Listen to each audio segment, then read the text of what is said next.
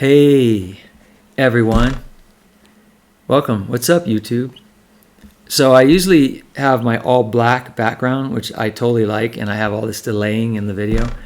And I don't think I have my audio settings on this one. This setup right here that I'm on, I have to tune this setup.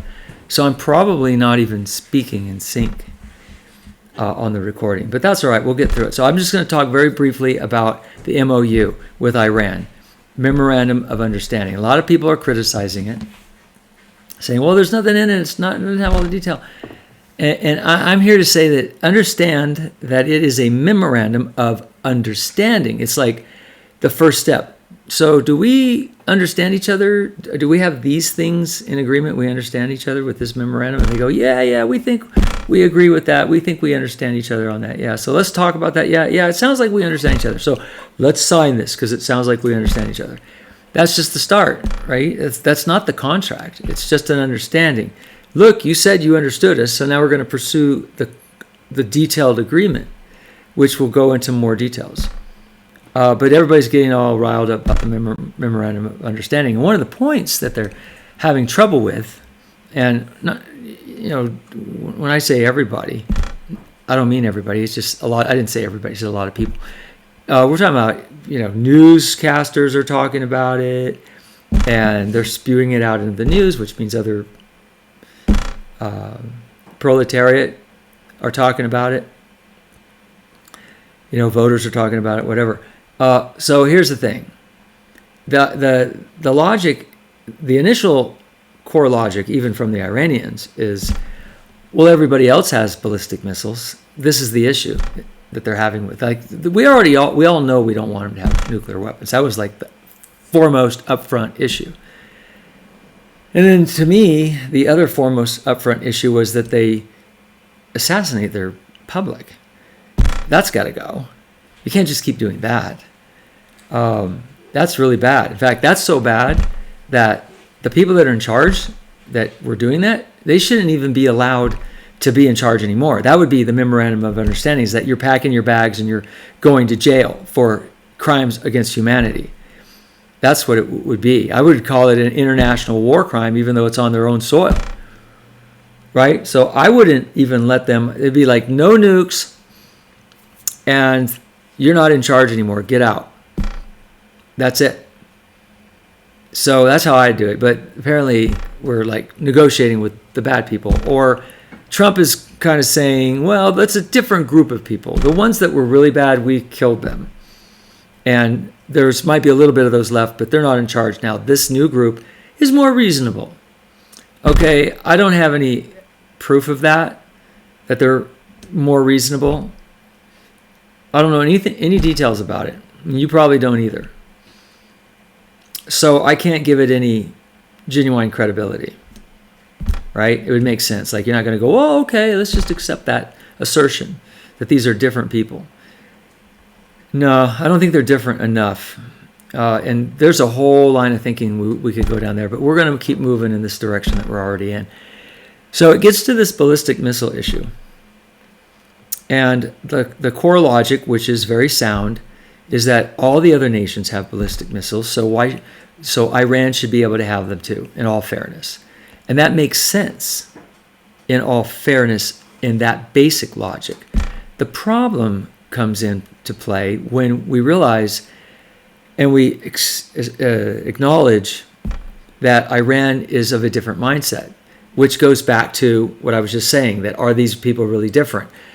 Should they be trusted with ballistic missiles? Do you see how it ties together? The first part, which I am strong on, get rid of them completely and know who is in charge. Like, really know who is in charge. Not let them tell us who they are, but know who. Put somebody else in there that we already know, that we can have some reliance on, right? That has credibility to go in the right direction.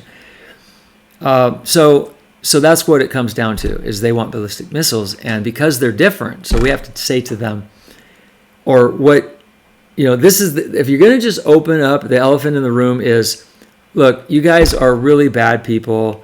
You can't be trusted. You'll renege on your agreement.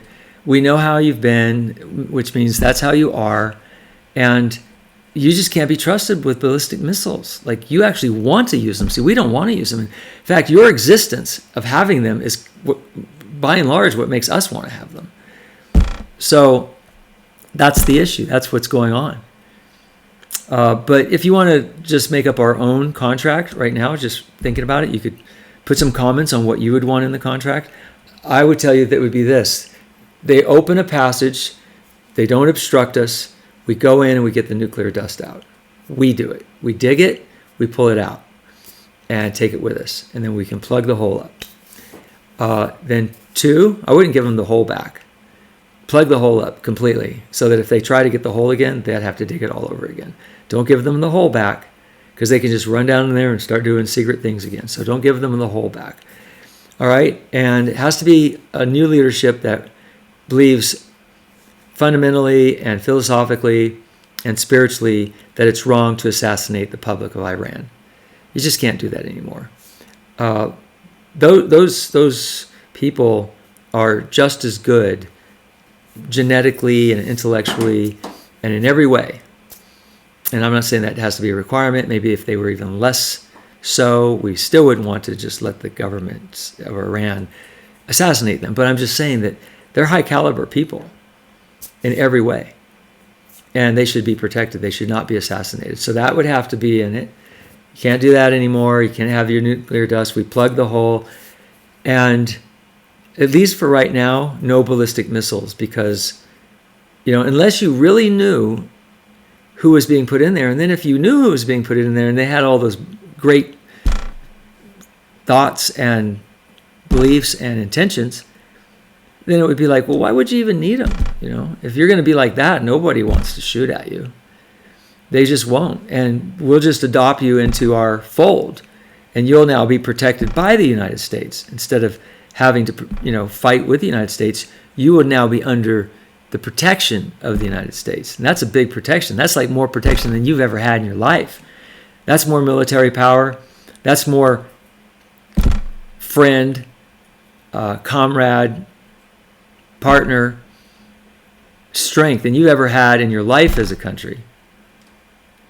Right? Even since your inception. So that would be the way to do it. And that's it. That's all I have to say for now. Stay tuned. I'll keep you posted. If you like this video and you want to hear me rant, and if I'm provoking some thoughts in you and giving you something worth thinking about that you weren't thinking about before, if there's some value you found here, at least give me a like. And that'd be great if you actually had comments on how you would change the contract. That would be amazing. Wonderful. I would be delighted if you made some comments. And then there's that other thing, subscribing. I'm not going to ask you to do that unless you just think that I'm worth hearing again, so much so that you want to know immediately when I come out. Instead of having a robot tell you what to do, an algorithm telling you what to watch, tell them you want to watch the next time I talk. And then you can do that until you get tired of me and then unsubscribe. Why not? Come in, visit, go out. If you like visiting later, come back. Whatever you want to do. Take care. Bye for now.